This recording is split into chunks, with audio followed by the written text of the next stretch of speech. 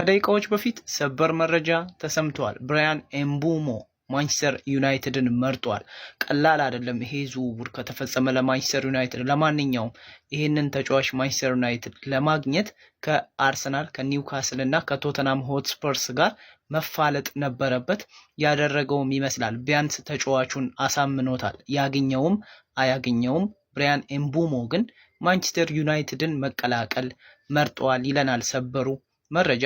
ለማንኛውም ይህንን ተጫዋች በቀጣይ ለማግኘት እንግዲህ ተጫዋቹን አሳምኖ የጨረሰው ማንቸስተር ዩናይትድ ቀጥሎ ከብሬንትፎርድ ጋር መወያየትና መደራደር ነው የሚጠበቅበት። ከዛ ባለፈ እንግዲህ ይሄ ተጫዋች ከትሮዋ ባለፈው በ2019 ወደ ብሬንትፎርድ ነበረ ያመራው። ታዲያ ባለፈው የውድድር ዘመን ላይ 20 ጎል እና እንዲሁ ደግሞ 8 አሲስት ያለው ተጫዋች ነው። በ38 ጨዋታ ቢያንስ እያንዳንዱን ጨዋታ ተሰልፎ መጫወት የሚችልና ቋሚ 11 ውስጥ መግባት የሚችል አይነት ተጫዋች መሆኑ ደግሞ ማንቸስተር ዩናይትድ ላለበት ችግር ሁነኛ መፍትሄ ጭምርም ነው። በተለይ ራስመስ ሆይሉንድ ወደ ኢንተር ሚላን የሚያመራ ከሆነ ደግሞ እዛ ቦታ ላይ በደንብ መጫወት እንደሚችል በደንብ እናውቃለን። የፕሪሚየር ሊግ ልምድ ያለው ነው። ማንቸስተር ዩናይትድ ቀላል ልጅን ያገኘ እንዳይመስላችሁ። እጅግ በጣም ፈጣንና አስፈሪ ከምንላቸው የፕሪሚየር ሊጉ ከዋክብት መሃል አንዱ ጭምር ነው ይሄ ተጫዋች። እንግዲህ ማንቸስተር ዩናይትድ ይህንን ተጫዋች በግሉ አሳምኖታል። ከዚህ በኋላ ያሉት መንገዶች ያን ያህል ከባድ ላይሆኑ ይችላሉ። ምክንያቱም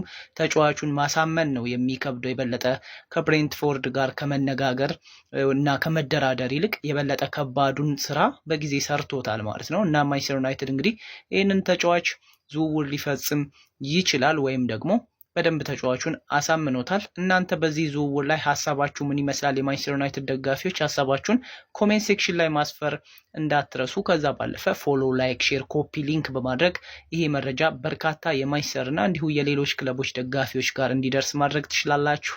ይመቻችሁ።